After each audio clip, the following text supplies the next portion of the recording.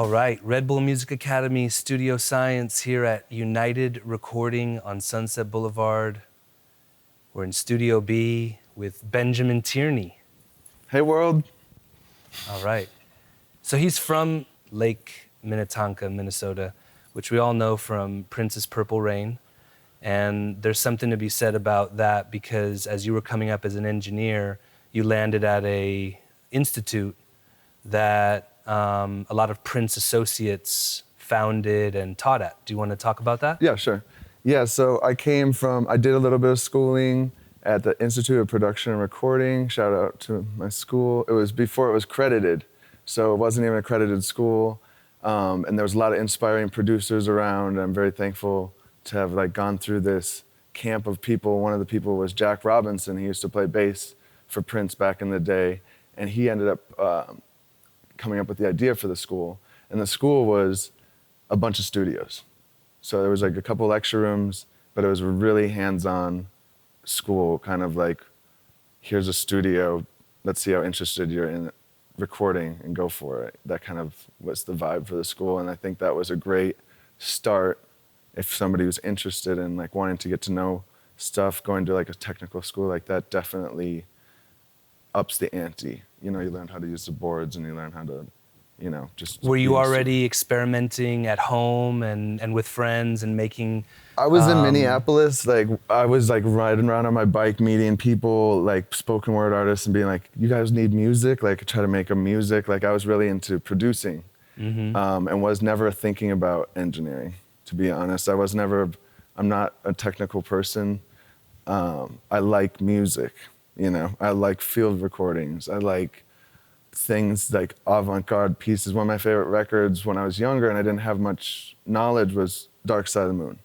That's that's what kind of started the curiosity for what is production or what is mixing. I want to know more. That's a deep reverb. What the heck is that? What gives me that feeling? And that's the other, I almost call it the elemental part of music, where it's the wind, the microphones are somehow elements, and the effects that you can do are somehow otherworldly and interdimensional into the music, which is more literal to me in a sense. So I like to add a lot of different effects, sometimes either subtly or over the top. So you came to LA, you were 19 years old, you're on your way to Lake Tahoe, you get a phone call from your uncle who's here in LA going aren't you coming to LA? There's a new studio that was just built next door to where he was living. And you worked for lunch, you said. I worked for lunch for 6 months. So you worked for lunch, and you're working long hours, proving yourself, right? Yeah. On the board you'd been studying on in Minnesota. Just the stars were aligned, and I'm super thankful that walking into a room and actually feeling comfortable in a situation like that. The owner of the studio was the drummer for the Stone Temple Pilots, Eric Kretz, and he gave me a lot of opportunity and a lot of freedom to start running the recording studio. You started bringing people into the studio. Started bringing people in. You were meeting at the coffee shop down the street. We'd go to the coffee shop and shoot the, and it's vibes. Yeah. It's part vibes. David Barrowald, he came in, he was writing for Hans Zimmer at the time, and they ended up bringing in Into the Wild soundtrack for some of that, and then those musicians would find out about the studio, and you start seeing how things work. Yeah. The thing was, what was happening was I was going into a studio like it was a day job, and that's not really my vibe either, and it started to kind of wear on me that way. And I met you. My friend was telling me about an Alice Coltrane tribute concert that you were doing at Japanese, it was the Japanese Museum. American National Museum. Yeah. Japanese American National Museum in Little Tokyo, Los Angeles. And you had an all-star cast of jazz musicians on stage. I don't know how many people. I don't even know specifically who was playing that night. I remember it was a beautiful night, actually. And that was the first night I met you. And I realized I want to work on more music like this. And it was I was so hungry to want to work with you and meet you and find out what you were working on. And the first thing you had was a tribute to J Dilla. We should definitely mention Miguel Atwood-Ferguson, one of your closest collaborators, one of my closest collaborators, and really he's the he is Sweet from Ma Dukes, you know. I co-founded it with him. We recorded the first piece in my living room. But you've worked on many beloved albums via Miguel Atwood-Ferguson, recording and co-mixing his string arrangements and, you know, orchestral arrangements of other instruments for lots and lots and lots of amazing artists. He's so bright, dude. Yeah. Miguel, I'm just thinking about him right now, and he's just an amazing. I'm glad that he's in my life. I've learned so much about music. That was kind of like the plan, was to get involved in engineering, to learn more through different artists, their ideas, and because I just felt like I needed that. I needed like almost like a lifelong of schooling by musicians and artists. And Miguel is like a dream in that way. Like, I hear harmonies better. I've like understood how he works, and we've worked on some amazing projects together that I'm super thankful for. Yeah. Yeah, so Sweet from Ma Dukes and Tony Allen we had in there also. That was a lot of fun. Yeah, we had Tony Allen come to the studio, and you had your Build an Arc crew come through. Right, we did that And too. I met Dwight Tribble, and I did Dwight's record just from kind of straight from called The Cosmic? The Cosmic. And right. I really liked that record. I'm still always trying to figure out what's going on, but I'd never done a full jazz record before with like live band playing. He had John Beasley come play keys. When I think of mixing, I think of it as like a team effort, and it's always just trying to get the artist's vision together. So it's never really about my vision necessarily. I might bring an idea or two, and then sometimes ideas. Well, sometimes when the vision's loose, then we help create the vision too. Yeah. You know. And like on Gabby's records, I love working with Gabby. We've done, you know, a lot of different, more experimental stuff where I feel, you know, like on certain records and certain artists, it's more free and fun in that way. And then other ones, you're just trying to please the artist and what they're expecting. What is it about the studio in particular that you would say for somebody like today, we're here and we're about to get into a live session with two of the greatest musicians alive on planet Earth right now, Jamire Williams and Kris Bowers. How much did you prep before you came in today? You looked at a microphone list, but did you know what was all going to be set up? I know you know that. We're talking about today and here. This is a beautiful recording studio. It's staffed extremely well. Like, the assistants here really know what they're doing. So it's the type of thing where you go on their website and they have a mic list. You pick out your favorite mics. You might pick out ones you've never used before because this place has them. Right. They might have an epic old tube mic or something like that you want to try out. And you come here and they have everything on stands. Everything's pretty much line checked, plugged in, ready to go. These are like the really fun sessions where you get to use the best gear and you have people helping you out to plug everything in. And that's a certain kind of session. The ones we did with Jamire for the record are like completely the opposite. Downtown in a way. rehearsal. If you ever check out the record, it's like you can hear me moving mics. You can hear rehearsals. Intentional. Totally. We were trying to come up with this vibe that was like almost like how this is showing the recording process, or kind of like unearthing that what do you call it when it's like something so perfect that it just doesn't feel real? Like, I don't know, but we were dealing with like a lot of nuance, a lot of texture. We even mic'd the wall for the next rehearsal space to get some of the like heavy guitar coming through the wall. That you could hear like a it's a like, bit who of. wants that? Yeah, you do. Yeah, and I think people that work with you do too. They're like, what is that otherness he's dealing with? You know? Yeah. Yeah. It's about this part. I love the otherness for sure. Yo. You guys ready? Woo! Kris Bowers right here. Yes, sir. Yeah. How you doing? Jamire Williams. Thanks for being here, brother. Kris, so you have this Nord set up. Yep. Is this something you use regularly? Yeah, pretty much every show I do, I try to have one of these in addition to like anything else, any other keyboards I bring. Okay. Yeah. And you have some pretty standard settings that you know you like.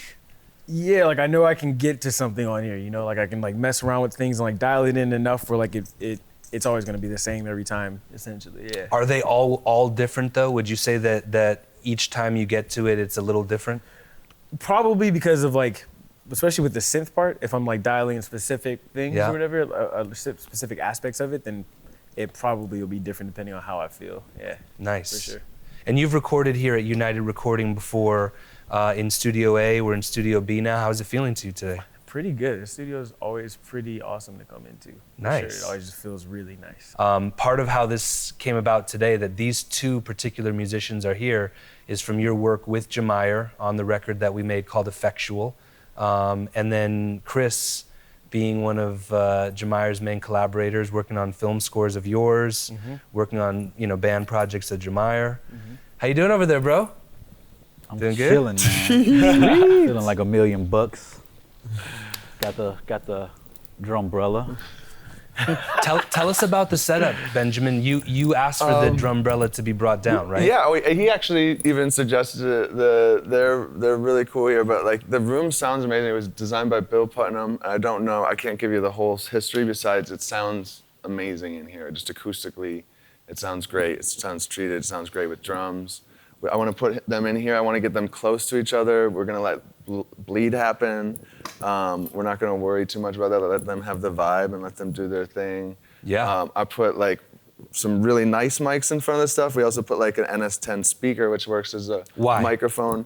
That picks up a lot of the way it moves the speaker. It's like an extremely large diaphragm microphone, and so I think you just get like a nice different frequency response. We're getting like a little Havana vibe in here, huh? Like I got a bunch of like flies. And I put, I know, there's a couple flies in here, which might actually add to the performance. Too. Yeah. And I'm using my iPhone, so we definitely want that in the room. If that wasn't there, I would be asking you, where's your cassette? I like using a micro cassette. I'm trying to figure out who I learned that from, but a lot of people do that. This is taking the place of that today. Yeah, iPhone. Yeah. I love it, actually. It's working great.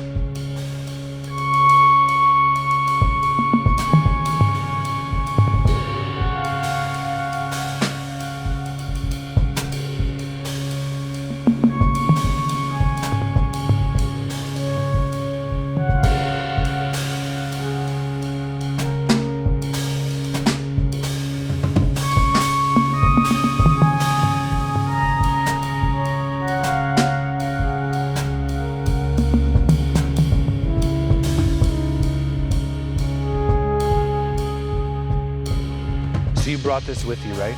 Yeah, I brought this in. It's got like a little built-in effects. And right now I'm using it for like a little like feedback, a very fast feedback, modulated feedback delay to like either send the piano or the drums or the drum machine. And that's printing into It's the printing, Pro Tools? it's printing, but they're not gonna hear, they don't hear it.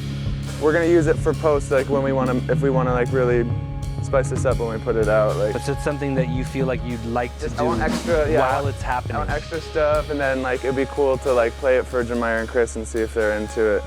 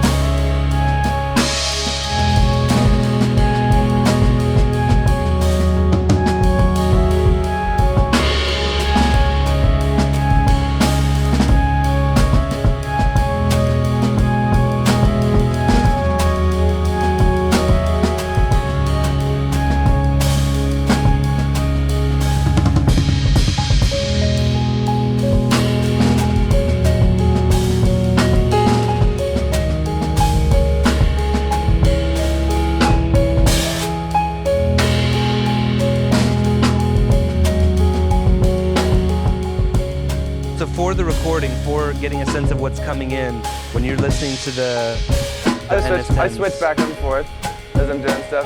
It's like whatever your brain works best while you're listening. Like if your brain's confused a little bit from that sonic spectrum that the speakers are, it's probably not a good thing to listen to tracking. But what are you listening for?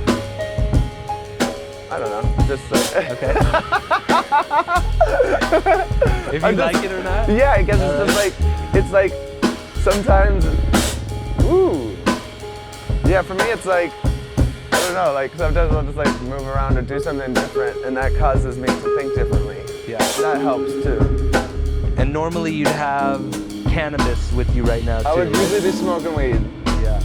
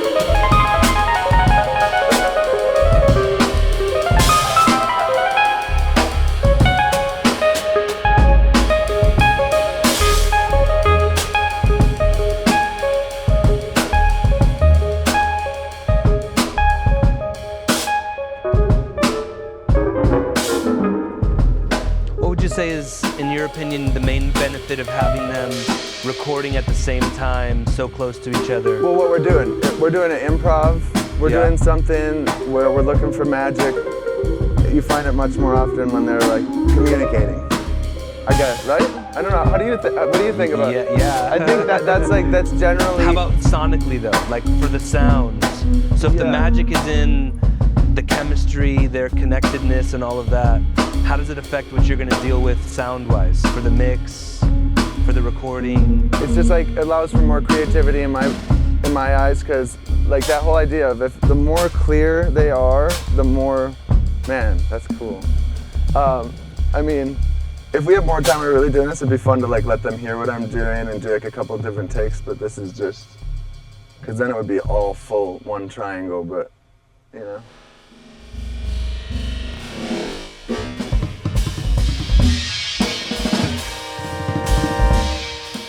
Now, Benjamin, is this what already with some of your effects from earlier? This is just one of the effects that I have, which is like a really short feedback. It's like just like a. Yeah. That's one of the things, and then this is the iPhone. Let's see what it sounds like. I'm kind of curious. It's got a lot of low end, man. Like especially for being that far away from the kick, like.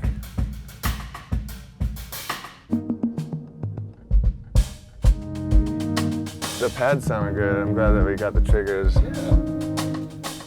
Those chords are juicy. And that's also going through this RMX, the extra reverb. Oh wow, word. Which is where? Which is this one. The AMS stuff is also Neve. Cool. I don't Made know by if Neve they were. also? Yeah.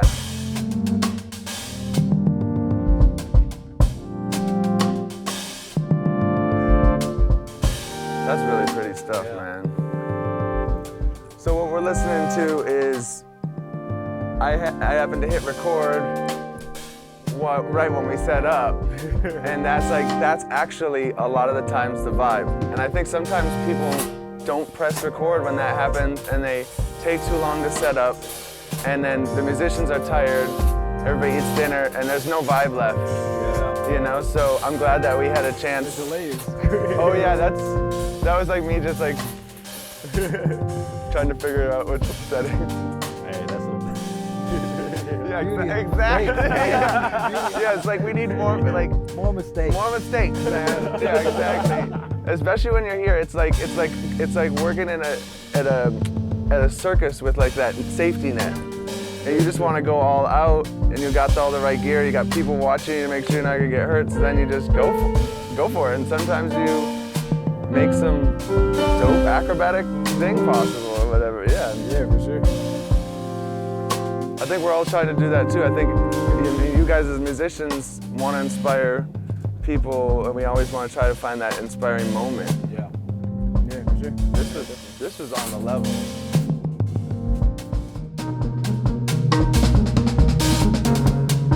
What would be your approach, like if you were on the clock and we had to mix this and it had to be done here, right now, in the moment? What would be the first thing you would tune into? I mean, besides the cannabis, right, which we already talked about. We'd go smoke. We'd take a smoke break. And then we'd come back like full, fresh approach and just hear it like we'd never even heard it before. What's the first thing you would listen to that you would solo that you would like be thinking about? I'll kind of get the drum mics a little bit more balanced. Like right now, I just kind of like put everything flat and just for time's sake, you know what I'm saying? Like, I never asked Jamire like, yo, just give me the kick drum for a minute.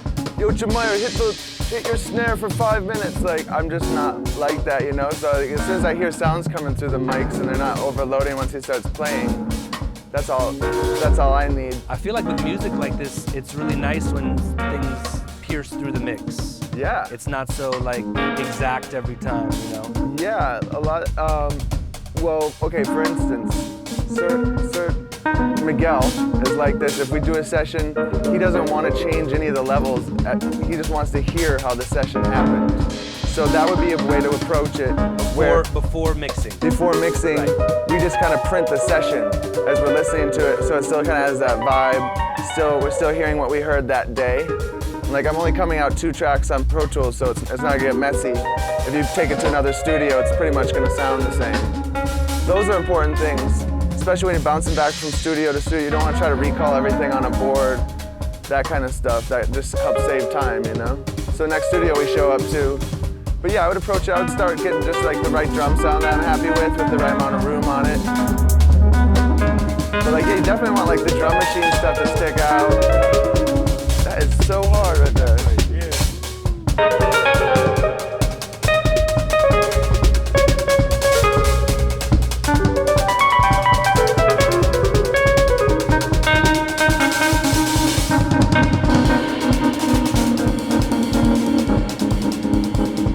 Have fun. I mean, really, like, it really is about having fun, trying to not take too long setting up, and yeah, trying to catch a vibe. You know, we're here like making jazz records and making records where there's actual vibe on the record, so people are communicating that. I think that music relies on that. You know, if you're making a pop record, you're doing it a different way. That music relies on its sterile, multi-track vibe as well. Tracks like this, though, have sections that can be excerpted as the basis for pop records too. That's another thing too. Totally, yeah. As soon as we do our job here and get somebody inspired and they hear something, they might want to sample it or something. You know, it just keeps going to the next level.